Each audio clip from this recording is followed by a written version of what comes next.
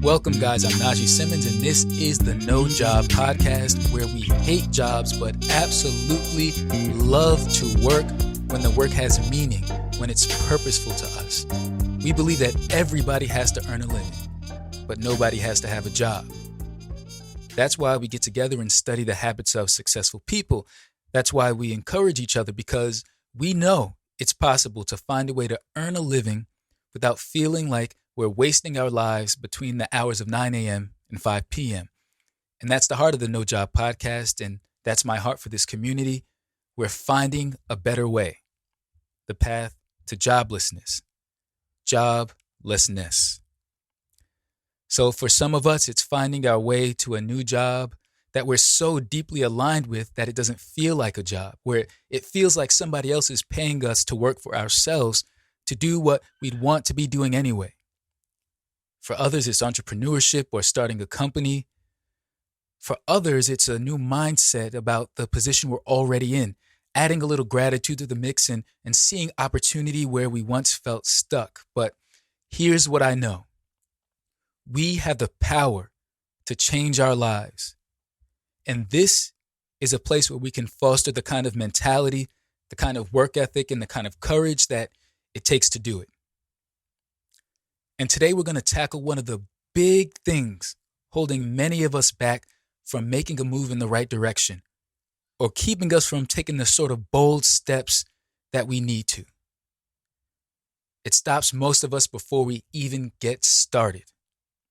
Not only in our businesses or careers, but in every part of our lives. It's why we stay stuck, and it's why we don't want to be seen.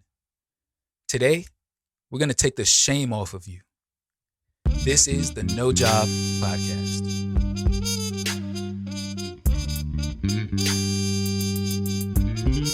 So guys, before we go on, I just know from reading comments and feedback on social media, and I thank you guys for interacting with me there. I love and appreciate you for it. But I know from the comments on some posts I made and talking to people that I know that last time I left you guys on a sort of cliffhanger, and I never resolved the conflict that I set up. So I'm here to resolve that today. So for my first timers, I'm referring back to episode 1, where I told the story of how I lost my job early last year and how, strangely, I felt relieved. I said my daughter was doing a month. In fact, my wife corrected me. She was doing 3 weeks from that day. And somehow I felt relieved when I got let go. I said I felt freed as much as I felt fired, even though I was scared and hurt and everything else. And I took that to mean that the job wasn't for me. In fact, I took it to mean that jobs weren't for me, and that I owed it to myself to find work that was meaningful to me, to find a way to align the use of my energy with my passion in order to build something or do something meaningful to me. And I think if you're listening, you want that too. But what I never told you was what I'm doing now. I never told you what I did after I got let go. Let's get into that. And I'll tell you right now, it's not the romantic answer that you might be looking for, but it's a real one. I spent a few months with a newborn baby, which was awesome, and I count that a blessing from God for sure. But then I looked for a job. Listen, I believe everything I tell you on this podcast, and I don't want to have a job or somewhere that I go just to make money. But I also believe that I have to handle my responsibilities, and since I didn't have a business or an idea or capital to fund one if I did, I had to go work and get a job while I figured it out. And here's where today's topic, shame, comes in. Okay? Because I was applying for jobs online for months, using all the websites, all the ones you know and have heard of, getting occasional responses, but nothing for any opportunities that made sense for me or for my family. The hours were wrong, pay was too low. There was always something wrong with everyone. And I want to stop here and say, if you've ever been in the market for a job before, which I know most of you have, you know that what I just described is literally the hardest and most inefficient way to find one. I don't even know how often the resumes I submitted were even seen by an actual person. The easiest and smartest way to look for a job or anything you need help with, right, is through people you know. It's through connections. That speeds things up a little bit or a lot. And by the grace of God, I'm connected to some people that have the ability to help me in many different areas. But I wasn't hitting any of these people up. In fact, one of those noteworthy people with connections was the boss who had just let me go. I didn't mention this, but the day he let me go, he specifically said, he made sure I knew this. He took the time out to make this clear. He said, my performance was not the reason I was let go. It was clearly and plainly a financial matter, and that he liked me and wanted to help me find a new position with one of the many people and companies he was connected to. He said he'd write me a glowing recommendation to work anywhere that he had influence, and he even mentioned a specific company he knew he could get me in with. So why wasn't he my first call? Why am I online submitting resumes to who knows where, not knowing if they'll ever be seen? Why was I doing it the hard way? The answer to that question is shame. I know how stupid it is. I really do. I know I was letting an emotion get in the way of me finding the quickest route to do my part in providing for my family. But the truth is, I let shame do that to me. And here's a major point, a major piece of this message that I want to really bring home today. This is what shame does. It cuts off connection. Not because people don't want to be connected to you. No. It's because you're hiding from people. You don't want to be found. If I'm keeping it a buck, I was hiding from people in my personal life that I knew and that loved me and that I was actually close with because I didn't want them to find out that I was the low man on the totem pole at my job and I got let go. Because for me, looking successful at whatever I was doing, even if I didn't want to do it, was always important. But it can't be more important than telling the truth, and it can't be more important than getting help when you need it. And I'm not the only one that's that stupid. I know that for sure. So I wasn't even having conversations about anything freely with people. I was nervous. I was trying to manage which way the conversation went because I didn't want the conversation to lead to one of the most common conversation starters on the planet, which is work. Can you imagine how much mental gymnastics I had to do to make that happen? To avoid work and conversation with people? That's all people talk about.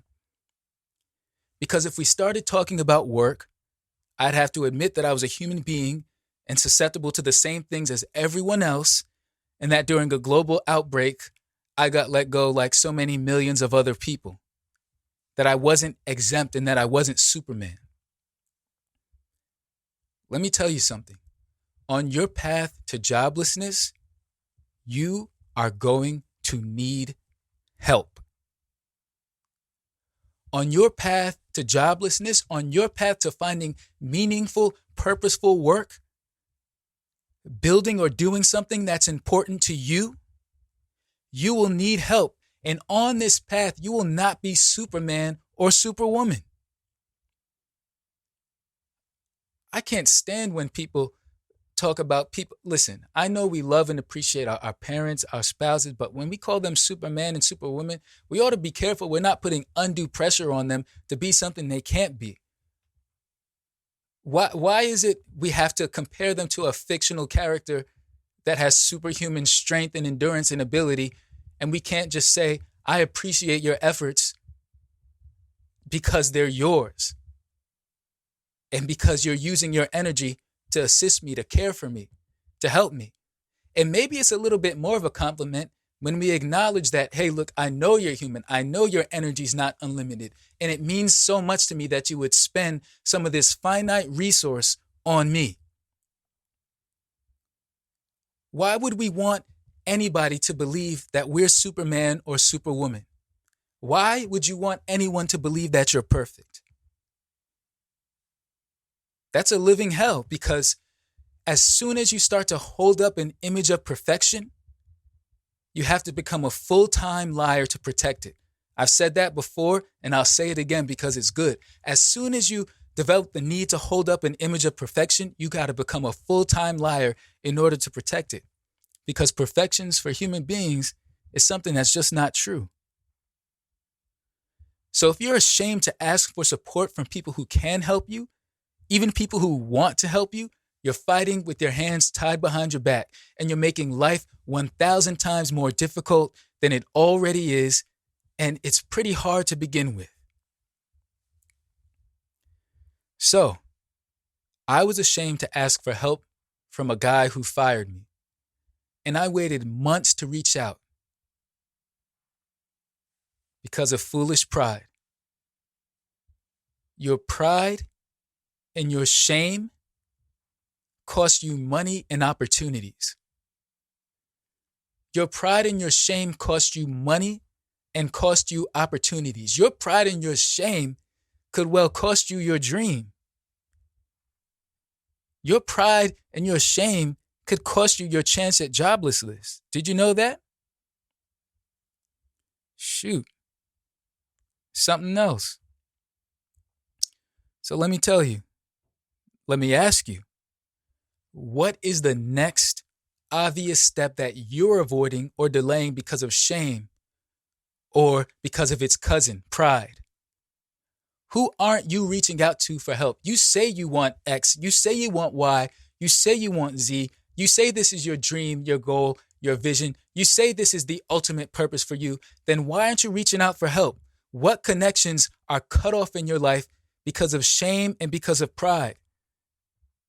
Because you don't want anybody to know that you would need help, or because you don't want anybody to know you have aspirations. That's the other side of the coin. Let me tell you something. When I swallowed my pride, my stupid pride, which was worth nothing, when I swallowed my pride and called up the man that I needed to call, my former boss, within days, yes, days, I had the HR department at the company he referred me to calling my phone to figure out how they could hire me,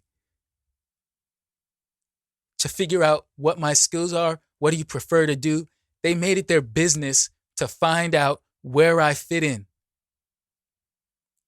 And now I work there. So I hope we just killed two birds with one stone. First, I got you updated on what I'm doing these days. I'm working a job from 9 to 5 while building the No Job podcast brand from 5 to 9.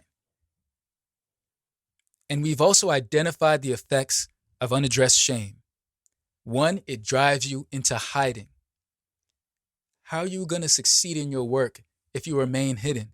And two, it cuts you off from connection. Who's going to help you if you're not connected to anybody?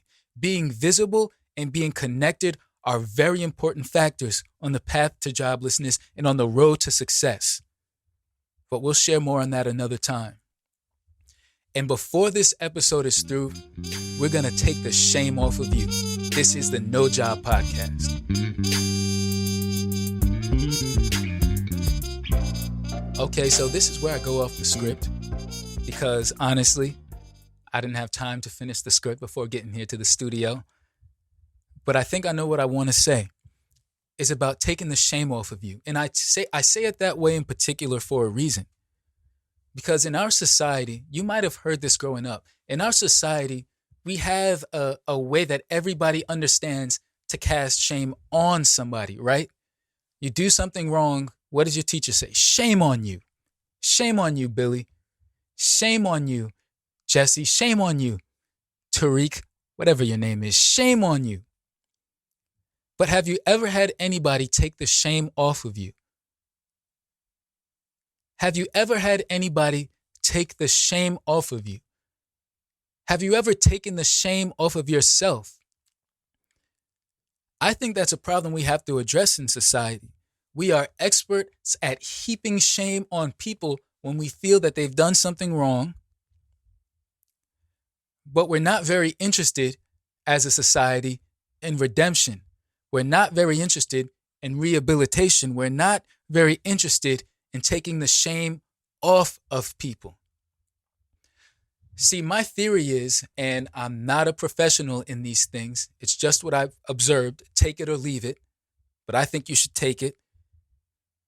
We build up little shame units over the course of our lives, and we never have them exorcised from us. We never get rid of them, right? So it starts as a grain of sand. Next thing you know, it's a bag of sand. Next thing you know, your back is broken under the weight of the shame, and everybody's the same way because we never take the shame off of us. And what is shame? I'm defining shame here as the feeling, the painful feeling that's associated with believing or thinking that you yourself are bad. So it's not a focus on what you did that might have been bad. It's a statement and a declaration about yourself. You are bad, so you ought to feel ashamed. That's why we cancel people who do bad things. We're saying they're bad. We have to get rid of them completely, and we don't want them to come back into our society. We're heaping shame on them. Shame has to do with identity, while guilt has to do with an individual act. And the main form I think shame takes for most of us is telling us that we're not good enough, we're not worthy to do what we're trying to do. And this is where it hits home for us here at the No Job Podcast, those of us on the path to joblessness, because to put yourself out to the world as somebody who's offering a product or service and somebody who's doing something different, most of us wouldn't even wear clothing that's different, let alone try to publicly live our lives and support ourselves in a way that's different. It takes a lot of courage to go out and present yourselves differently, right? That's why nobody likes to share their dreams, because most people's dreams are different from the prescription that we get in high school and from our parents of going to college and getting a job. And there's nothing wrong with going to college and getting a job if that's what you want to do. But if it's not, it's often something you followed blindly into the misery you're in now. And here we are on the No Job Podcast, working our way out of that situation. Shame will have you believe you're not worthy to do anything differently than the people around you, whether it's working for those people or not. Sometimes we generate it internally, sometimes it's heaped on us externally. But whatever the case is, whether you had a parent that was abusive and heaped shame on you constantly, whether it's something you gathered in others' implicit attitude towards you, all the shame you have, all the shame you carry is something that you accepted. You could have rejected it, but you accepted it. Maybe you were so young, you were highly influenceable, and you didn't realize that you could have rejected it. But the truth is you could have.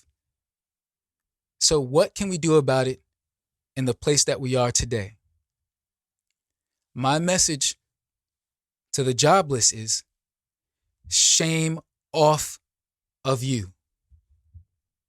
Whoever put shame on you, I'm here to take shame off of you, because you will never do what you were meant to do while you are ashamed. Shame off of you. Listen to me. Shame off of you. I'm going to say it as fiercely as they said shame on you. Shame off you. Shame off you. Shame off you. Shame off you. I'm not mad at you. I'm just passionate. Shame off you. Get used to that. Get used to saying it to yourself. Shame off me. Shame off me. Shame off me.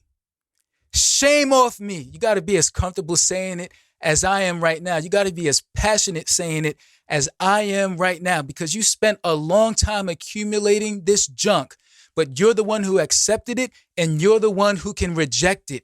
You're the one who accepted that perception of yourself, and you're the one who can reject it and build a new perception of yourself. Shame off of me. Shame off of you. And if you're someone who doesn't know whether you're ashamed of yourself or not, I have a litmus test. Real simple, real easy. People are going to be mad at this, but it's the truth. If you're not enthusiastic about yourself, you're ashamed of yourself. If you're not enthusiastic, you're ashamed. If you're not enthusiastic, you're ashamed. Straight up.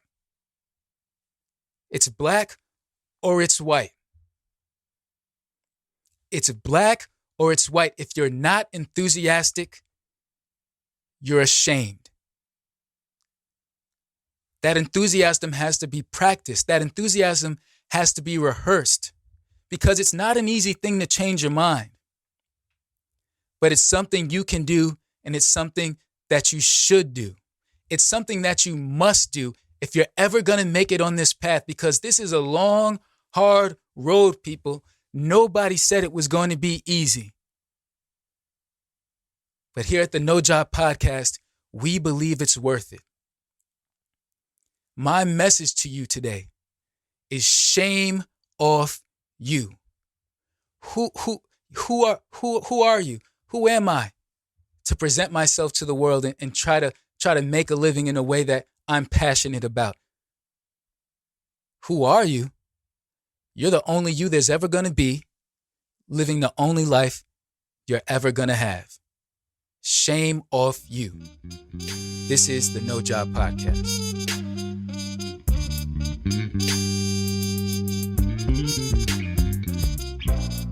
This episode of the No Job Podcast is brought to you by Grindstone. What is your Grindstone? Grindstone focuses on helping producers, creators, people who want to put things out into the world, manifest what's inside of them to the whole world.